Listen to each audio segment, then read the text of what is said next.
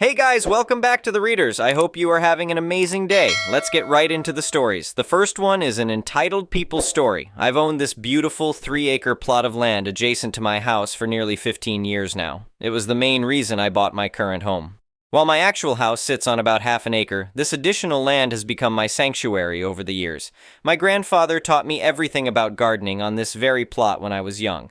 When he passed away, he left me enough money to eventually buy this place, knowing how much I loved spending time here as a kid. The previous owners had let the land grow wild, but I saw potential.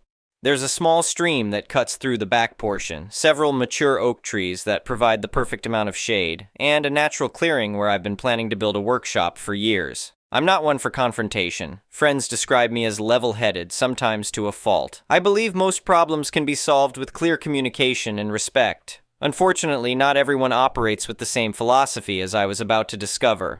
It all started about 6 months ago when new neighbors moved in on the other side of my undeveloped land. At first, everything seemed fine. We exchanged polite waves when we happened to see each other. The wife would occasionally power walk past my house in the mornings in her designer workout gear, always appearing hurried and important. Her husband seemed perpetually attached to his phone, barely acknowledging anything around him. I didn't mind the minimal interaction. I value my privacy and assumed they did too. That changed one Saturday morning in early spring. I was in my yard, coffee in hand, strolling along the edge of my property where it connects to the undeveloped land. I'd been marking spots where I wanted to plant new raspberry bushes. The morning was quiet, except for birdsong and the occasional distant car. Then I heard her voice. My neighbor was on her back deck, phone pressed to her ear, speaking loudly enough that her words carried clearly through the still morning air. Yes, it's finally happening. The land next door. We're getting it all. 3 whole acres. I've already contacted the pool designer. We're thinking a massive natural stone setup with a waterfall feature and a cabana, maybe even a tennis court on the other side. I froze, coffee halfway to my lips. What was she talking about? The old owner has no idea what to do with it. It's just sitting there collecting weeds. Such a waste. But not for long, she continued with a laugh that set my teeth on edge. The deal is practically done. Just waiting for some final paperwork, but my husband says it's a formality. He knows people. I stood there, bewildered, as she continued detailing her plans for my land. Plans that involved completely reshaping it, cutting down the oak trees my grandfather and I used to picnic under, and redirecting the stream that supports the local wildlife. Maybe there was some misunderstanding. Perhaps they were buying different land nearby. I decided the neighborly thing to do was to clear things up directly. I walked over to her property, my mind rehearsing a polite but firm clarification. She was still on her deck, now scrolling through her phone when she noticed me approaching. Her expression shifted from surprise to a practiced smile that didn't reach her eyes. "Good morning," I called up to her. "I couldn't help overhearing your conversation about buying the land next door." "Oh!" Her smile widened. "Yes, isn't it exciting? It's going to transform the whole neighborhood." "There seems to be some confusion," I said carefully. "That land is actually mine. I've owned it for 15 years. It's not for sale." She blinked at me, then let out a small laugh as if I'd told a joke. No, you must be confused. My husband has been in talks with the owner's representative. It's all being handled very professionally." "I am the owner," I repeated, more firmly this time. "There is no representative because I haven't listed it for sale. There must be some misunderstanding." Her expression hardened slightly, though the smile remained fixed.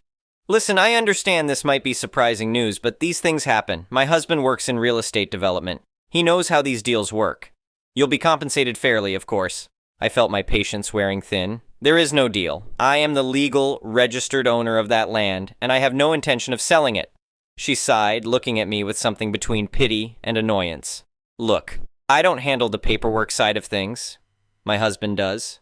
But I can assure you it's happening. We've already secured financing and started the design process." Without confirming ownership, I asked, incredulous. "Like I said, my husband handles those details. Now, if you'll excuse me, I have calls to make." With that, she turned and went inside, effectively dismissing me from her property and, apparently, from reality itself. I walked back to my house, equal parts confused and angry. Who did these people think they were? And what exactly did they think they were doing? The next day, I called the county clerk's office just to triple check that there hadn't been some bizarre paperwork error.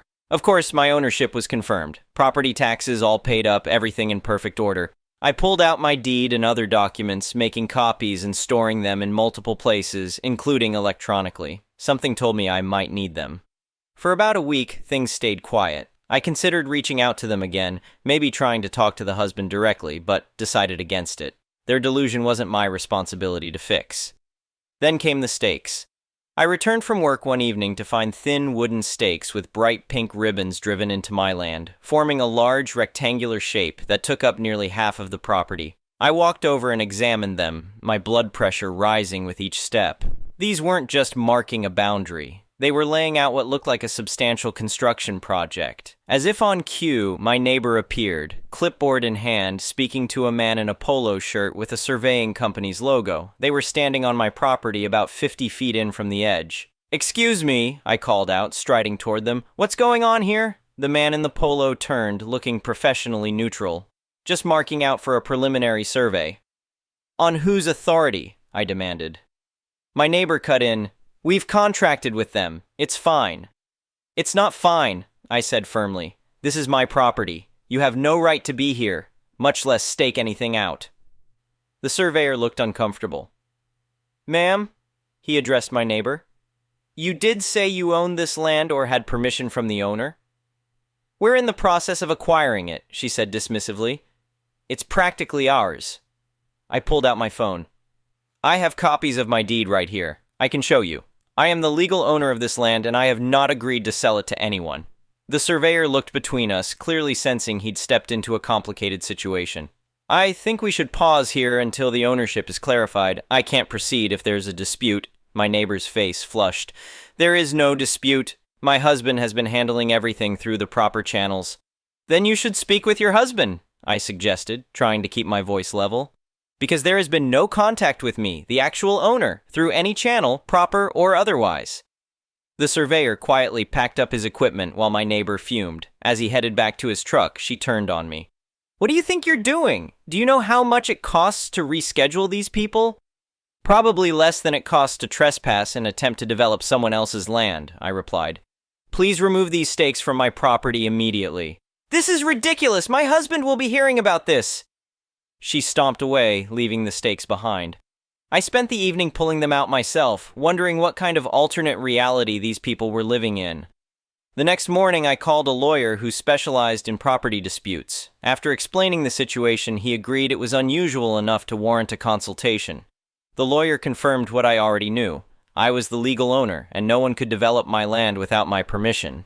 He suggested sending a formal cease and desist letter, which we drafted together. It clearly stated my ownership, demanded all activities on my land stop immediately, and warned of legal consequences if the harassment continued. I had the letter delivered to their house the next day via certified mail, so there would be a record of receipt. For a few days, there was blessed silence. I hoped they had finally accepted reality. I was wrong. The following Saturday, I woke to the sound of an engine. Looking out my bedroom window, I was horrified to see a small excavator driving onto my land from the road access point. Behind it was a pickup truck with my neighbor in the passenger seat, gesturing animatedly. I threw on clothes and ran outside. By the time I reached them, the excavator was positioned near where the stakes had been, and a man was unfolding what looked like construction plans on the hood of the truck. "Stop!" I shouted as I approached. "This is private property. You need to leave immediately." The excavator operator killed the engine, looking confused. My neighbor rolled her eyes dramatically. "Not this again," she said to the men. "Just ignore the neighbor. We have all the necessary permissions." "No, you absolutely do not," I stated firmly. "I sent you a legal cease and desist letter. I am the owner of this property. I have not given permission for any work to be done here." "Lady, is this true?" The excavator operator asked my neighbor directly. "We need permits and permissions for this kind of job. I can't dig without them." "My husband has handled all of that," she insisted, but I could see uncertainty flickering across her face for the first time. "The paperwork is being processed." "There is no paperwork," I said, pulling out my phone. "I have the deed right here. I can call the sheriff right now to report trespassing if you don't leave." The operator shook his head. "I'm not getting involved in a property dispute. Call us when you have clear documentation." He climbed back into his excavator. My neighbor was livid. "You can't leave. We have a contract. And I have a license I can't risk losing," he replied, starting the engine. "Sort out the ownership first." As the excavator drove away, my neighbor turned her fury on me. "Do you have any idea what you've done? We've paid deposits. We have schedules to keep." "None of that is my concern," I replied calmly. "This is my land. It's not for sale. Any money you've spent trying to develop property you don't own is your problem, not mine. My husband will sue you for this. He has connections. You'll regret standing in our way." I'd had enough. I've documented everything. Every trespass, every false claim, every attempt to develop my land without permission. If anyone has grounds for a lawsuit, it's me. Now please leave my property and don't come back without written permission. She stormed off, phone already at her ear, presumably calling her husband. That evening, I received a text from an unknown number. "This isn't over. The land will be ours one way or another." I forwarded it to my lawyer, who advised me to install security cameras covering the property. The next day, I did exactly that, positioning them to cover the main access points and the areas where they had planned to begin excavation. 2 days later, my cameras captured my neighbor's husband walking my property, phone in hand, taking pictures and making notes. I sent the footage to my lawyer, who sent a second, more strongly worded cease and desist letter to both of them. The response came in the form of a letter from their own lawyer, claiming they had an agreement in principle with a real estate agent representing the owner of the land. The letter demanded I cease interfering with their rightful development plans.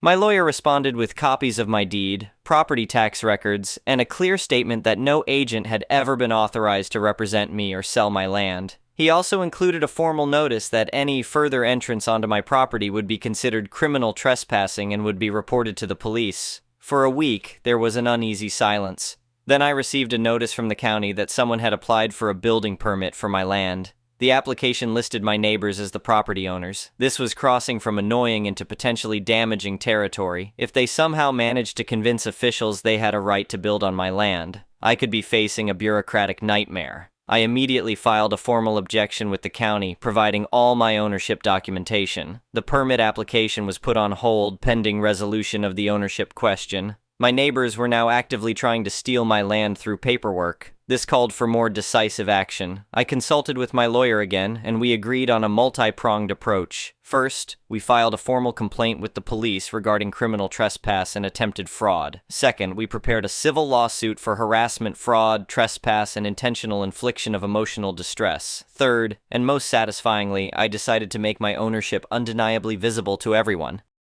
I contacted a fencing company and scheduled installation of a 6-foot privacy fence along the entire boundary between my land and my neighbor's property. I also arranged for private property and no trespassing signs to be placed at regular intervals around the perimeter of my land. But I wasn't done yet. The day before the fence installation, I hired a landscaping crew to begin work on a project I'd been planning for years, but had never gotten around to starting. A series of raised garden beds, fruit trees, and a small greenhouse near the center of the property, right where my neighbors had planned to put their pool. The morning the fence crew arrived, my neighbors were visibly shocked. They came rushing out as the first posts were being set. "What do you think you're doing?" the husband demanded, finally making a personal appearance in this drama. "Improving my property," I replied simply, "just like you've been so eager to do. You can't put a fence here. We have plans for this land."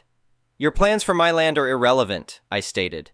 "This fence is being installed entirely on my property, as you can see from the survey markers my licensed surveyor placed yesterday."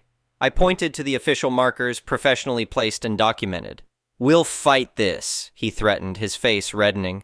"You're welcome to try," I replied calmly. "But you might want to consult with your lawyer about the criminal complaint and civil lawsuit I've filed first. The police should be contacting you shortly about the fraudulent building permit application."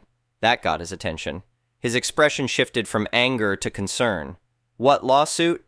"For harassment, trespass, fraud, and emotional distress," I explained. "All well documented with dates, times, photographs, and video evidence. Your wife's text messages have been particularly helpful." He paled slightly. "There's been a misunderstanding." "Indeed there has," I agreed. "You and your wife seem to have misunderstood that you can't simply take land that belongs to someone else. That misunderstanding has now exposed you to both criminal and civil liability." He muttered something about talking to his lawyer and retreated back to his house. The fence went up over the next 2 days, a beautiful, solid cedar privacy fence that actually enhanced my property. The landscaping crew continued their work, transforming the center of my land into the beginning of what would become a stunning garden sanctuary. A week later, I received a letter from my neighbor's lawyer. They were withdrawing any claim to my land and requested that I consider dropping my lawsuit in return. After consulting with my lawyer, I agreed to drop the lawsuit if they paid for all my legal fees to date, the cost of the fence, and signed a legally binding document acknowledging my ownership and agreeing never to trespass on my property again. They agreed to all terms.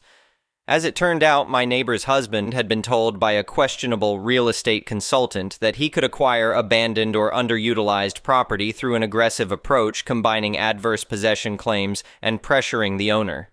The consultant had falsely informed him that my land was in a legal gray area because it was undeveloped. Of course, none of that was true. Adverse possession requires years of open, notorious, and continuous possession, not just putting up some stakes and filing fraudulent paperwork. And my regular maintenance and use of the land, plus paid property taxes, made it clearly and actively owned. The settlement covered not just my legal fees, but also the entire cost of my new fence and a portion of my landscaping expenses. Essentially, my neighbors ended up paying for improvements to my property, exactly the opposite of what they had intended.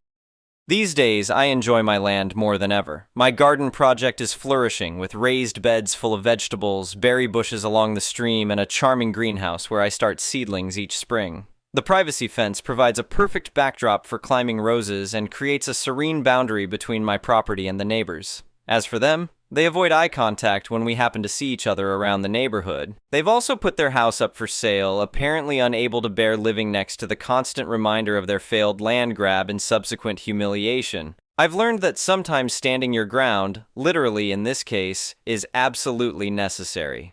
While I still prefer peaceful resolution to conflicts, I won't hesitate to protect what's mine through every legal means available. The land that my grandfather inspired me to cherish is more beautiful than ever, and entirely, undisputedly mine. And every time I walk through my garden or sit beneath the oak trees listening to the stream, I smile at how their entitled scheme to take what wasn't theirs only ended up making my property better, at their expense. I taught them a lesson about property rights and came out on top, both legally and literally, on my own high ground. The next one is a pro-revenge story. I was discussing this sub with a good friend, and he said, "Boy, have I got a story that'll fit." It wasn't his story but his brother's, and I sat with him and got the details. Buckle up, it's a good one. And a long one. Let's call him Bob. Bob has been fiddling with computers since he was a kid, and knows them pretty well. As with most IT people, he's moved from job to job. The employer he worked for was a service distribution company, and there were 2 IT employees. The company was located in Ontario, Canada. About 3 years ago, Bob's employer decided to modernize their software. They had separate programs for dispatching, for inventory, for payroll and finances, and it was complicated moving information from one program to the other.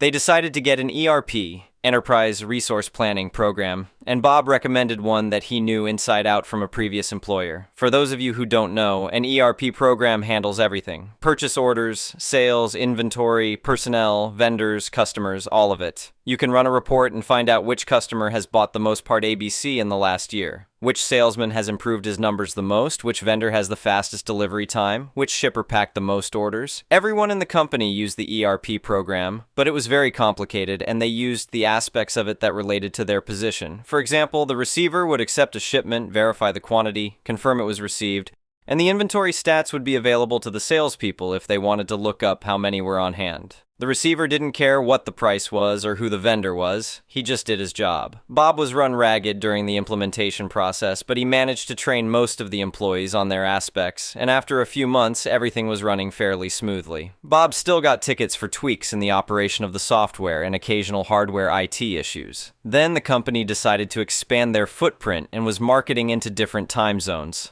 That messed things up. Atlantic Canada is 90 minutes early, so if someone sent an email or an order at 8 a.m. their time, it would arrive at 6:30 a.m. Ontario time. Pacific Canada is 3 hours late, so an email sent at 3 p.m. Vancouver time would arrive at 6 p.m. This stretched out the day, so many staff came in early and worked late.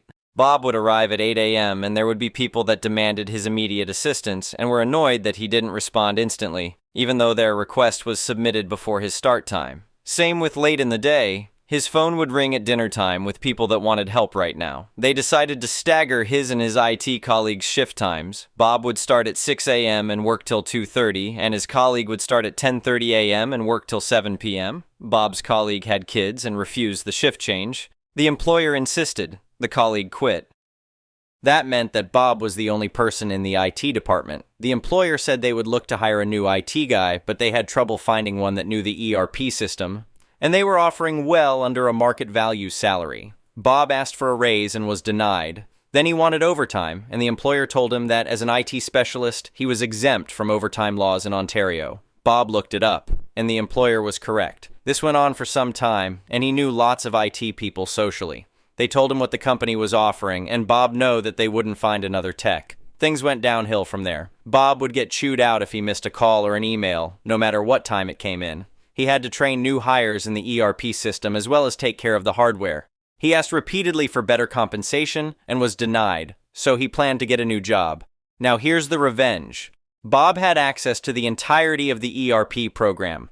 When a user signed in, the time was logged, and even if they didn't sign out after 15 minutes, it would log them out anyway. Everyone in the company was on salary, and many of them came in early and stayed late. Ontario labor law states that even salaried workers are entitled to overtime after 44 hours a week unless they were managers or supervisors. So Bob jumped into the program and ran a report for each employee that wasn't a manager, all the way back to when the ERP program was started. Then he reached out to an employment lawyer and got the okay to refer employees to him. Bob lined up another job, and after he left, every employee in the company got an email with an Excel sheet showing the hours they had put in past 44 hours a week. The subject line said, "You're legally entitled to overtime pay." In the body of the email was the lawyer's name. The crap hit the fan. Almost every employee authorized the lawyer to negotiate with the company on their behalf, and the company had to pay a ton of money. All the company had to do was pay Bob for the extra work he put in. Instead, they had to pay almost everyone. The next one is a malicious compliance story. I work at a massive company in corporate. Great place, but unfortunately was stuck under a micromanaging director who had random neurotic episodes. Our team was always burnt out because if Mr. Director saw you leave your desk for any reason, like to go to the bathroom, get water, or take a lunch break, he took that as you not being busy enough and would pile on even more useless work. And if you left a minute before 5:05, he got really upset. Oh, and forget about working from home. Everyone else did. Finally, the time came for the big international trip I had been planning for years that was now possible after COVID. I hardly took time off and slaved away the whole year while my friends on other teams enjoyed life. We were more pressured this year to always be working and not take time off. We had so much work we couldn't even take time off. I ensure everything is wrapped up first, plus it's December, so most people are out anyway.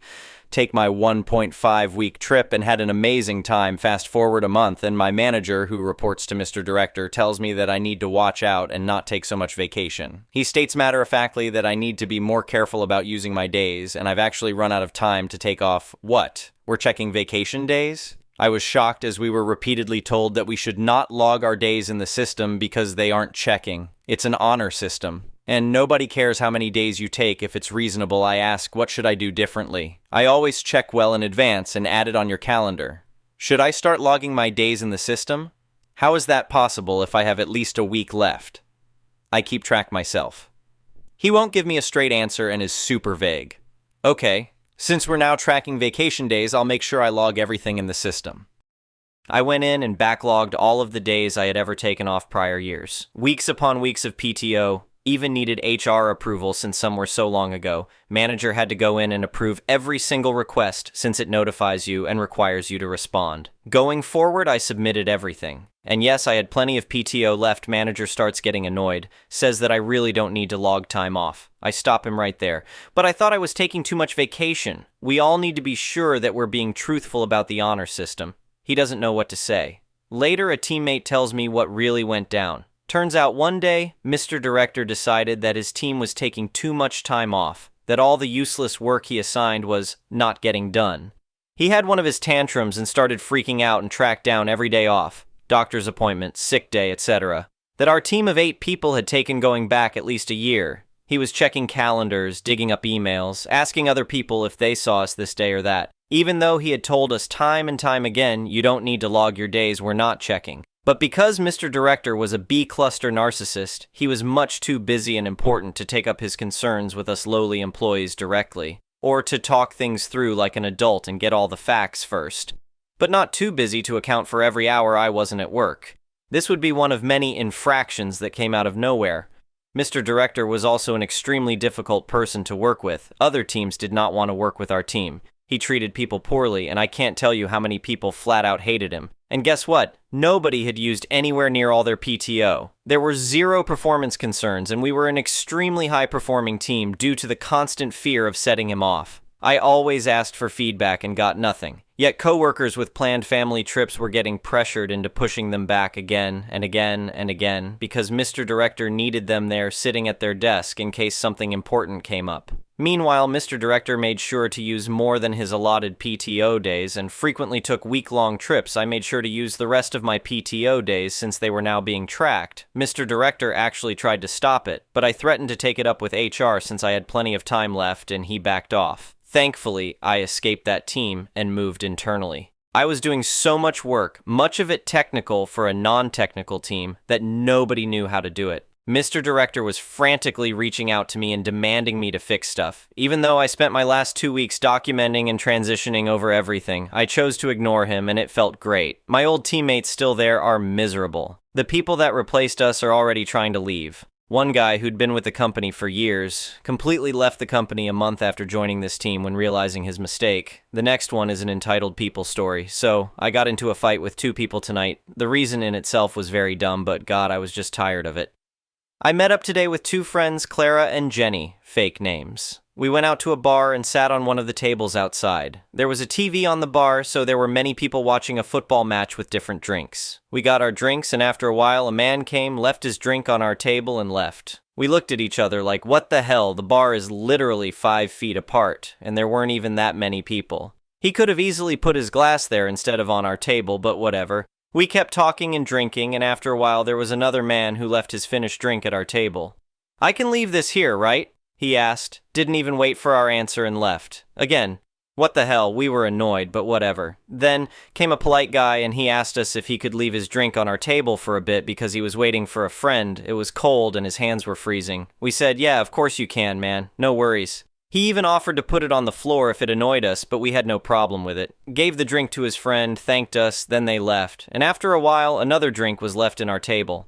The guy didn't even look at us, he just put it there and it was obvious it wasn't finished. So, I had enough. It may seem petty, but you aren't sitting in this table, therefore you don't use it. If he had asked us if he could leave it there for a moment like the previous guy, we would have had no problem, but he didn't. Rude.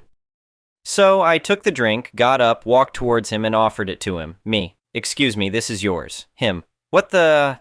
Is it bothering you that much? Me. Yeah, it is. It hasn't been the first time, and we aren't the bar. If you're finished with your drink, the bar is 5 feet apart from you. A friend of his took the man's drink and put both his and his friend's drink on our table to piss us off. So I got up, grabbed the drinks, and took them to the bar. I knew they weren't finished, and I knew they'd be annoyed, but that's what happens when I run out of patience. I don't care anymore. They said I was being ridiculous while I walked away, and when I came back, Clara was yelling at one of them and tugging on one of the men's arm. I then saw she had my umbrella on her hand, and I realized that while I was returning the drinks, they had tried to steal my umbrella, and Clara was getting it back for me. Jenny had been in shock, but at that she started arguing as well. They got more and more rude, saying how we had no manners when I had been nothing but polite with them. It was only when they yelled at us that we started to yell back at them. We kept telling them it wasn't their table, and that if it was only for a moment, they could have asked us and we wouldn't have minded at all. At one point, to piss us off, one of them got dirty cans that had been on the floor and put them on our table. I threw them away while still arguing with them. One of their friends apologized to us and looked so embarrassed. They went away for a bit, and one of them came back for more, until we pointed out how he was a grown 50-year-old man harassing and arguing with women in their 20s over a table and a drink. The friend that had been supporting knew at that moment that they were embarrassing themselves because he came back and told him, "Come on, man, you're an adult. If you want to watch the football match on the TV, then fine. And if you want to get a drink and there aren't any tables left, then that's a you problem." If they had asked like the third polite guy, we wouldn't have minded, but instead they blew it up because that's how drunk and bored they were. There were even people on our side telling them to leave us alone. I feel a bit silly now that I have a more clear head for how I behaved, but God, I was just so tired of people using our table as if it was theirs at that moment. I never insulted them. BTW, when I say I screamed at them, I mean that I kept remarking how it was our table and to leave us alone. Edit 1. I'm seeing a lot of comments saying the staff should have done something or wondering why we didn't tell the staff. First of all, in my country, there aren't bouncers at bars. They are at discos.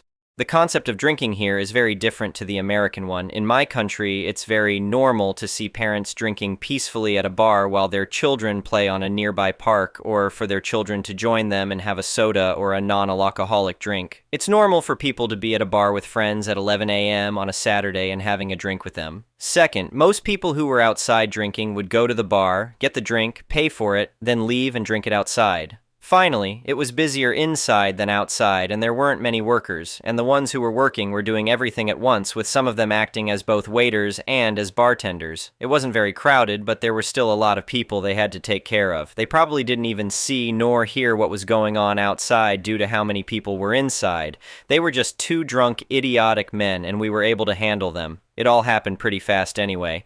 Edit 2. I've seen some people say that it's a public table. We weren't at the long bar table, where people usually leave their drinks so that the bartenders can get them from the other side to clean them. We were outside at a small square table, and said table had 4 chairs for people to sit down on. Imagine you go to a restaurant to have lunch with your family, you get served your first plate, and a stranger suddenly puts his drink on your table. That's the kind of table we were on, but smaller. Anyway, thank you for watching.